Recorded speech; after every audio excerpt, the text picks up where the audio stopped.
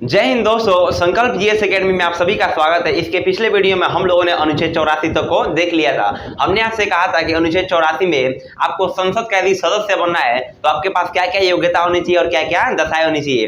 यदि आपने उस वीडियो को नहीं देखा है तो कृपया करके पहले आप उस वीडियो को देखें, जिसका लिंक डिस्क्रिप्शन में दिया हुआ है। यानी कि हम लोगों ने अनुच्छेद 84 तक को देख लिया था। उसके आगे आपका आता है अनुच्छेद 85। देखिए, हमने आपसे कहा था अनुच्छेद 79, जब हमको अनुच्छेद 79 पढ़ा रहे थे वहीं पर आपका संसद चालू हो गया था। उसी से यह सारा मतलब अनुच्छेद जो है वो रिलेटेड है। यानी कि हम लोगों ने अनुच्छेद 79 से लगातार सिर्फ संसद के बारे में ही पढ़ रहे हैं। देखिए, इसके पिछले वीडियो में हम लोगों ने अनुच्छेद 84 तक को देख लिया था। अब आता है अनुच्छेद 85। अनुच्छेद 85 एकदम सिंपल है। देखिए, आप वीडियो को परमानेंट देखते रहिए। हम वादा करते हैं कि आपसे किसी प्रकार की कोई क्वेश्चन नहीं छूटेगा। एसएससी, रेलवे, ग्रुप डी, कौन क्वेश्चन नहीं छूटेगा। इसलिए आप वीडियो को रेगुलर बने रहें और हमारे साथ निरंतर बने रहें। देखिए, अनुच्छेद 85 में कहा गया है कि संसद की आहुति तथा सत्रावसान की चर्चा की गई है। ये आपको समझ में नहीं आएगा कि आखिर आहुति क्या होता है और सत्रावसान क्या होता है। देखिए, इसको सिंपल समझिए।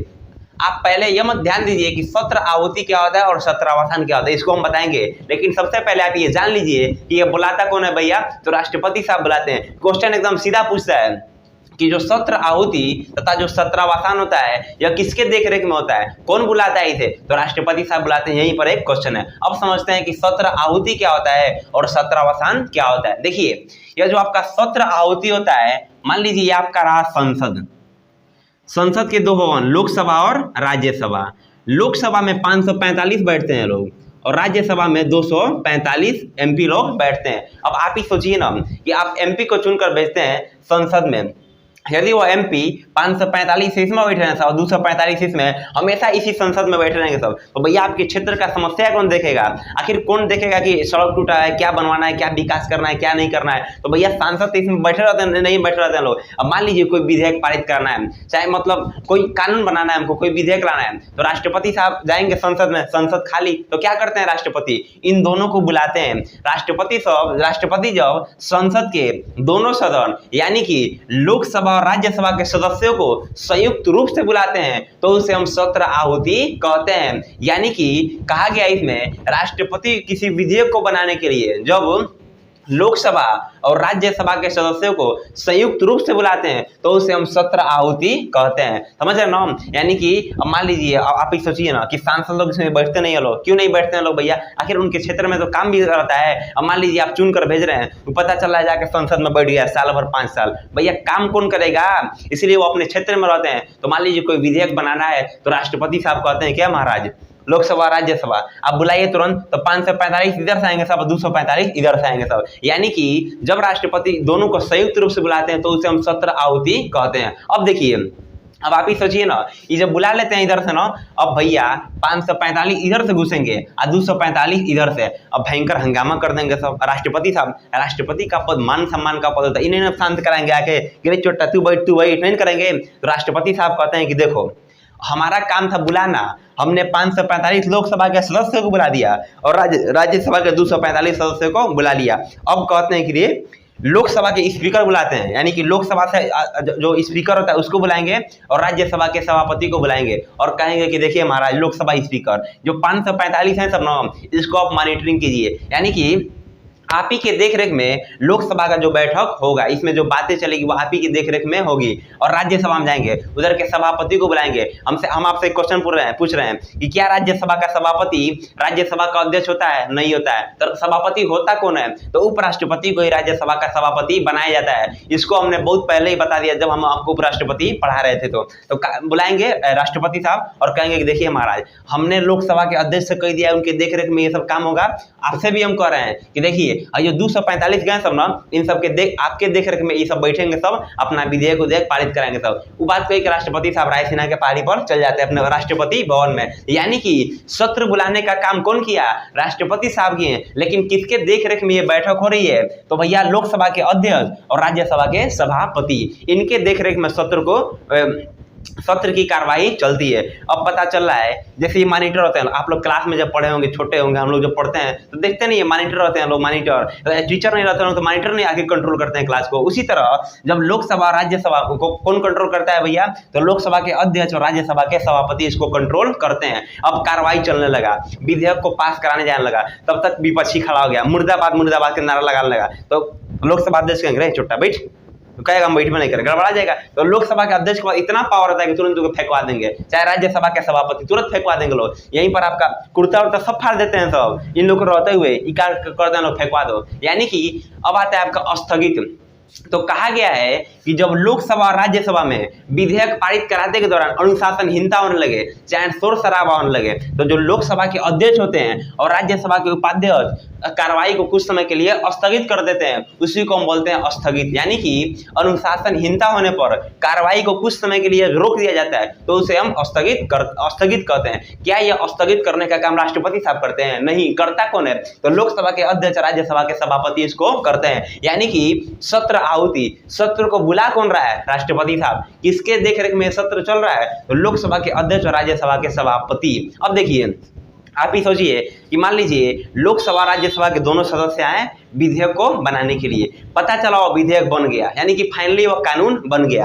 अब भैया कानून बन गया तो आखिर उनको अपने अपने एरिया में भेजना पड़ेगा कि नहीं? आखिर ये यहीं पर रहेंगे लोग, ये लोग, तो काम कैसे चलेगा? तो फिर राष्ट्रपति साहब आएंगे और कहेंगे कि देखिए महाराज, जो हमारा मिशन था वो कंप्लीट, विधेयक जो था कानून बन गया, अब आप लोग अपने अपने क्षेत्र में जाइए। यानी कि बुलाने को क्या कहते हैं? राष्ट्रपति साहब जब प्यार से बुलाते हैं तो उसे हम सत्र आहूत कहते हैं। लेकिन जब उन लोग को काम हो जाने पर, यानी कि विधेयक जब कानून बन जाता है, तो वापस अपने अपने क्षेत्र में भेज देते हैं, उसको हम सत्रावसान कहते हैं। यानी कि लोकसभा राज्यसभा में जब कानून बन जाता है तो उनके जो अध्यक्ष होते हैं उनको वापस अपने क्षेत्र में भेजने को हम सत्रावसान कहते हैं। समझ रहे हैं ना? यही आपका आ जाएगा सत्र आहुति और सत्रावसान। यानी कि प्यार से बुलाएंगे राष्ट्रपति साहब, उसको हम सत्र आहुति कहेंगे। क्योंकि फिर आपका किसके देखरेख में होगा? तो लोकसभा के अध्यक्ष, राज्यसभा के सभापति की देखरेख में कार्रवाई चलेगी। जब विधेयक कानून बन जाएगा तो अपने अपने क्षेत्र में भेजा जाएगा, तो उनको हम सत्रावसान कहते हैं। अब देखिए, अब आता है विघटन या भंग। ये थोड़ा अजीब टाइप का क्वेश्चन है, विघटन या भंग।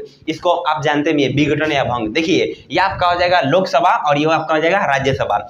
कहा गया है ना कि लोकसभा जो होता है वो भंग हो जाता है। हमने आपको पढ़ाया अनुच्छेद 80 और 81 जब पढ़ाए थे तो कंपेयर करके हमने आपको बताया था कि जो लोकसभा होता है वो भंग हो जाता है, जबकि राज्यसभा भंग नहीं होता है। हमने आपसे रीजन भी बताया था कि आखिर राज्यसभा भंग क्यों नहीं होता है। देखिए, यह जो लोकसभा है इसका चुनाव 5 साल में हो जाता है, एकदम फिक्स है, 5 साल में होगा। यानी कि लोकसभा में तब तक MP MLA बैठे हैं जब तक इनके पास 273 सीट है। यानी कि लोकसभा तभी तक है जब तक किसी पार्टी के पास 273 सीट है, यानी किसी पार्टी का सरकार है, यानी कि आधा से ज्यादा 50% सीट चाहिए तब लोकसभा है। यदि किसी पार्टी के पास 273 सीट नहीं, लोकसभा भंग हो जाएगा। क्या राज्यसभा कभी भंग होगा? नहीं होगा। क्यों नहीं भैया? क्योंकि हमने आपको बताया था कि राज्यसभा का चुनाव एक बार नहीं होता है, प्रत्येक 2 वर्ष में 1/3 सदस्यों का चुनाव किया जाता है। यानी कि 2-2 साल करके एक 1/3 सदस्य का चुनाव किया जाता है। इसलिए कहा गया है ये जो लोकसभा है भंग हो जाती है, जबकि राज्यसभा भंग नहीं होती है। इसी को हम कहते हैं विघटन या भंग होना। यानी कि केवल लोकसभा भंग होता है, राज्यसभा भंग नहीं होता है। यह था आपका अनुच्छेद 85। अब आप समझ गए ना कि संसद का सत्र आहुति किसे कहेंगे और सत्रावसान किसे कहेंगे, विघटन किसे कहते हैं और स्थगित किसे कहते हैं। अब आपसे हम क्वेश्चन पूछ रहे हैं, क्या मान लीजिए किसी विधेयक को बनाना है तो लोकसभा और राज्यसभा के सदस्यों को बुलाने का काम कौन करेंगे? राष्ट्रपति साहब करेंगे। अब राष्ट्रपति साहब का काम इतना ही था, बुलाना। अब किसके देखरेख में कार्रवाई शुरू होगी? तो भैया लोकसभा के अध्यक्ष रहेंगे और राज्यसभा के सभापति रहेंगे। इन दोनों के देखरेख में कार्रवाई चलेगी। अनुशासनहीनता होने पर या शोर शराबा नेता लोग जब करते हैं तो लोकसभा के अध्यक्ष या राज्यसभा के सभापति कार्रवाई को कुछ समय के लिए रोक देते हैं। कहते हैं एक बात छोटा, कोई विधेयक को देख पा रहे नहीं होगा, 2 घंटा बाद होगा, जाओ, चाहे 1 दिन बाद होगा, 2 दिन बाद होगा, चल जाते हैं सब गोरे हो रहे, मतलब इधर उधर घूमने चल जाएंगे सब। यानी कि जो लोकसभा के अध्यक्ष और राज्यसभा के सभापति होते हैं कार्रवाई को कुछ समय के लिए रोक देते हैं, उसे हम स्थगित कहते हैं। और जब विधेयक कानून बन जाता है तो राष्ट्रपति साहब फिर उन लोगों को अपने अपने जगह, अपने अपने क्षेत्र में भेज देते हैं। इसे हम सत्रावसान कहते हैं। लोकसभा का विघटन होता है जबकि राज्यसभा का विघटन नहीं होता है। यह था आपका अनुच्छेद 85। अब कई बार क्वेश्चन पूछा है कि संसद का सत्र कैसे होता है। भैया आखिर संसद का सत्र, आखिर हमेशा संसद नहीं खुला रहता है? आखिर इसका कोई सत्र फिक्स होगा कि नहीं होगा? तो कहा गया है कि संसद की सत्र की चर्चा अनुच्छेद 85 में ही कर दिया गया, इसके लिए कोई अलग से अनुच्छेद नहीं है। कहा गया है कि एक वर्ष में सिर्फ 3 सत्र ही बैठेंगे। आप ही सोचिए ना, मान लीजिए हमेशा इसमें लोग बैठे रहेंगे तो भैया काम कब करेंगे अपने क्षेत्र में? इसलिए कहा गया है कि साल में कम से कम 3 गो सत्र आपको बुलाना पड़ेगा। यानी कि संसद के सत्र में पहला क्वेश्चन आंसर आप याद रखिएगा कि जो सत्र बैठता है वह एक वर्ष में सिर्फ 3 बार इस सत्र को बैठाया जा सकता है। कहा गया है कि 2 सत्रों के बीच की जो अधिकतम समय सीमा होनी चाहिए वो 6 महीने की होना चाहिए। यानी कि 2 सत्र के बीच अधिकतम जो दूरी गैप होनी चाहिए वो 6 महीना होना चाहिए, उससे बेसी का गैप आप नहीं कर सकते हैं। अब देखिए साल में 3 बार सत्र बैठता है, यानी कि एक साल में 3 बार सत्र को बैठाया जाता है। कौन कौन सा सत्र होता है भैया? पहला आपका होता है बजट सत्र, इस फरवरी में बैठता है और मई के महीना में इसको खत्म कर दिया जाता है। यह सबसे बड़ा सत्र होता है, सबसे बड़ा सत्र बजट सत्र होता है। उसके बाद आपका आता है मानसून सत्र, ये छोटा सत्र होता है, जुलाई से चालू होता है, अगस्त में खत्म हो जाता है। और सबसे छोटा जो सत्र होता है वो होता है शीतकालीन सत्र, नवंबर के लास्ट में शुरू होता है और दिसंबर के पहले खत्म हो जाएगा। यानी कि सबसे बड़ा सत्र बजट सत्र, सबसे छोटा सत्र शीतकालीन सत्र। यानी कि एक साल में आप 3 सत्र को बुला सकते हैं। 2 सत्रों के बीच की अधिकतम दूरी 6 महीने की होनी चाहिए। याद कीजिए 2019 का वो दिन इसी मानसून सत्र में बैठकर इसी संसद के अंदर धारा जम्मू कश्मीर से 370 को हटा दिया गया। अब भैया पगला गया तो क्वेश्चन पूछेगा कि 370 को संसद के किस सत्र में हटाया गया? भैया मानसून सत्र में। अब कुछ लोगों का मानना है कि 370 साफ खत्म है। नहीं भैया, सिर्फ 370 के फर्स्ट को छोड़कर 370 के फर्स्ट को छोड़कर ए को छोड़कर बाकी सबको हटा दिया गया। अब आप कहेंगे कि भाई बहुत लोग कहते हैं 370 खत्म, कहाँ खत्म हुआ? 370 का ए अभी भी है, तो बाकी सबको खत्म कर दिया गया। अब आप कहेंगे 370 का ए क्या कहता है? देखिए 370 ए है ना, तभी जम्मू कश्मीर भारत का हिस्सा है, क्योंकि 370 के ए में कहा गया है कि जम्मू कश्मीर भारत का हिस्सा तभी तक है जब 370 ए है। अब आप ही सोचिए ना, 370 ए खत्म करेंगे जम्मू कश्मीर अपना रहबे नहीं करेगा, इसीलिए 370 ए को छोड़कर बाकी सबको खत्म कर दिया गया इसी मानसून सत्र के दौरान। याद कीजिए 2019 का वो दिन इसी शीतकालीन सत्र में सीए को लाया गया, यानी कि नवंबर और दिसंबर के महीना में। समझ रहे हैं ना? यानी कि संसद के कितने सत्र होते हैं भैया? तो 3 सत्र होते हैं। कौन कौन सा? बजट सत्र सबसे बड़ा सत्र होता है, मानसून सत्र, उसके बाद आपका होता है शीतकालीन सत्र। यह था आपका संसद का सत्र। अगला आपका अनुच्छेद आता है अनुच्छेद 86। अनुच्छेद 86 में कहा गया है राष्ट्रपति का अभिभाषण, और अनुच्छेद 87 में कहा गया है राष्ट्रपति का विशेष अभिभाषण। इसको ध्यान से समझिएगा क्योंकि दिखता दोनों एक ही जाता है, लेकिन अंतर है इसमें।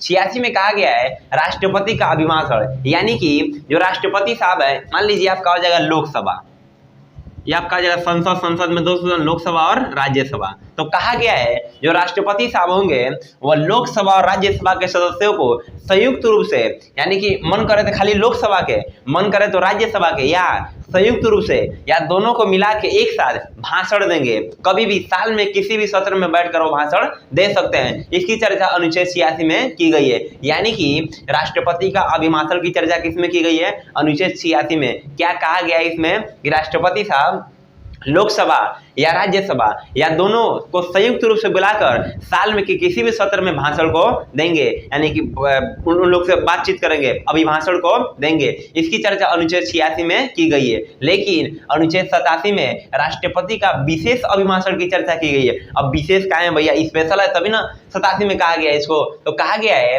कि जो विशेष अभिभाषण देंगे वो प्रत्येक वर्ष के प्रथम सत्र यानी कि बजट सत्र में भाषण को देंगे। ये नहीं कि अनुच्छेद 86 की तरह कभी भी जाइए हम राष्ट्रपति है भाषण देना है, नहीं। आप पहला सत्र यानी कि बजट सत्र में जाकर आप भाषण को देंगे। यह राष्ट्रपति का विशेष अभिभाषण होता है, न कि सिंपल। देख रहे हैं ना 86 में जब मर्जी में तब शीतकालीन सत्र में चल जाइए, मानसून सत्र में चल जाइए, चाहे बजट सत्र में कब जाइए भाषण देकर चलाइए, लेकिन विशेष अभिभाषण में ऐसी कोई प्रावधान नहीं है। आपको जब पहला सत्र बैठेगा यानी कि बजट सत्र, उसी में आपको जाकर भाषण देना होगा। और कहा गया है जब लोकसभा के नया सदस्य चुन कर आएंगे लोग 5 साल बाद, तो आप जाइएगा और उनसे भाषण दीजिएगा। उस भाषण को विशेष अभिभाषण के नाम से जानते हैं, जिसकी चर्चा अनुच्छेद 87 में की गई है। यानी कि अनुच्छेद 86 में राष्ट्रपति का अभिभाषण, जबकि 87 में राष्ट्रपति के विशेष अभिभाषण की चर्चा की गई है। अब देखिए इसमें से क्वेश्चन पूछता नहीं है, लेकिन एक क्वेश्चन बस पूछता है है कि राष्ट्रपति साहब जो भाषण देते हैं उस भाषण को कौन तैयार करता है? तो जो राष्ट्रपति साहब अभिभाषण देते हैं उसको मंत्रिमंडल तैयार करता है। अब यहीं पर दिक्कत क्वेश्चन पूछ दिया था एक बार कि राज्यपाल जो भाषण देते हैं वो कौन तैयार करता है? तो भैया फंस गए लोग, मंत्रिमंडल मार दिया। मंत्रिमंडल थोड़ी ना होगा, ये तो राष्ट्रपति साहब का अभिभाषण तैयार करते हैं। तो वहां मारेंगे आप सचिव, यानी कि जो राज्यपाल साहब होते हैं उनका जो अभिभाषण होता है उस सचिव लोग तैयार करते हैं। यही क्वेश्चन पूछता है, इससे क्वेश्चन ज्यादा नहीं पूछता है। अब देखिए आपका आता है अनुच्छेद 88। अनुच्छेद 88 में कहा गया है कि सदन में मंत्री तथा महान्यायवादी के लिए विशेष प्रकार की प्रावधान है। इससे आप अच्छी तरह से परिचित हैं, लेकिन आपके दिमाग में घूम रहा होगा, नहीं बात हम कहीं सुने हैं। देखिए जब हम आपको महान्यायवादी पढ़ा रहे थे तो इसमें उसका जिक्र किया गया था, याद कीजिए महान्यायवादी, समझ रहे हैं ना? यानी कि अनुच्छेद 88 में कहा गया है कि सदन बोले तो लोकसभा राज्यसभा कौनों में मंत्री तथा महान्यायवादी के लिए विशेष प्रकार की प्रावधान है, यानी कि उन लोग का स्पेशल पावर है। क्या पावर है भैया? तो मंत्री को पहले देखिए, कहा गया है कि जो मंत्री है किसी भी सदन का हो, यानी कि चाहे वो लोकसभा का हो चाहे वो राज्यसभा का हो, मंत्री किसी भी सदन का हो चाहे वह लोकसभा या राज्यसभा का, वो लोकसभा में जाकर बैठ सकता है। समझ रहे हैं ना? यानी कि मंत्री किसी भी सदन का हो वो लोकसभा में बैठ सकता है, लोकसभा की कार्रवाई में भाग ले सकता है, लेकिन जब वोटिंग करना होगा तो वो अपने सदन में आ जाएगा। समझ रहे हैं ना? यानी कि किसी भी सदन का है, किसी भी सदन में जाकर बैठ सकता है और उसमें कार्रवाई में भाग ले सकता है, बजट पास करा सकता है, तू खड़ा हो भाई कुर्ता फाड़ो जिंदाबाद मुर्दाबाद सब कुछ कर सकता है। लेकिन जब वोटिंग का बारी आएगा तो उसको अपने सदन में आना पड़ेगा। यदि वो राज्यसभा का है तो राज्यसभा में ही वोट देगा, लोकसभा का है तो लोकसभा में ही वोट देगा। देख रहे हैं ना, विशेष पावर है, विशेष प्रावधान है। इसी तरह आपका महान्यायवादी, याद कीजिए जब हम आपको महान्यायवादी पढ़ा रहे थे तो हमने आपसे कहा था कि जो महान्यायवादी होता है वह संसद के किसी भी मतलब लोकसभा या राज्यसभा का जो सदस्य नहीं होता है, लेकिन वह लोकसभा या राज्यसभा में पूर्णतः भाग ले सकता है। खड़ा होकर बिल पास कराएगा, जितना हल्ला ही करते हैं सब उतना हल्ला वो करेगा। यानी कि जो महान्यायवादी होता है वो लोकसभा और राज्यसभा का सदस्य नहीं होता है, इसको हम अपने बता दिए थे। लेकिन ये मान लीजिए मंत्री लोग तो भैया किसी का भी हो, मंत्री किसी भी सदन का हो, कौनों सदन में बैठ सकता है, लेकिन जब वोटिंग का बारी आएगा तो उसको अपना सदन में जाना पड़ेगा। लेकिन जो महान्यायवादी होता है वो किसी भी सदन का सदस्य नहीं होता है, इसलिए कार्रवाई में तो भाग लेगा, लेकिन जब वोटिंग आएगा तो चुपचाप बैठ जाएगा वहीं पर, कहेगा हाँ वोटिंग हो गया चाचा जी, चलिए चलिए चलिए। समझे ना? यानी कि जो महान्यायवादी होता है वो वोट नहीं दे सकता है, लेकिन मंत्री लोग वोट देंगे। कहाँ देंगे? तो जिस सदन के होंगे उसी सदन में जाकर वोट को देंगे। यानी कि अनुच्छेद 86 में क्या कहा गया है? राष्ट्रपति का अभिभाषण। 87 में राष्ट्रपति का विशेष अभिभाषण। इसमें से क्वेश्चन क्या पूछता है कि जो राष्ट्रपति साहब जो अभिभाषण देते हैं उस अभिभाषण को कौन तैयार करता है? तो भैया मंत्रिमंडल तैयार करते हैं। अब आता है अनुच्छेद 88। अनुच्छेद 88 में क्या कहा गया है? यानी कि सदन में मंत्री तथा महान्यायवादी के लिए विशेष प्रकार के प्रावधान की व्यवस्था की गई है। यह आपका था अनुच्छेद 88। इस प्रकार हम लोगों ने अनुच्छेद 88 तक को देख लिया है। इसके अगले वीडियो में हम लोग समझेंगे अनुच्छेद 89, जिसमें सभापति और उपसभापति की चर्चा की गई है। आप हमारे साथ निरंतर बने रहे। यदि हमारे वीडियो आपको अच्छे लग रही थी वीडियो को लाइक कीजिए और हमारे चैनल को सब्सक्राइब कीजिए। मिलेंगे नेक्स्ट वीडियो में, तब तक के लिए जय हिंद।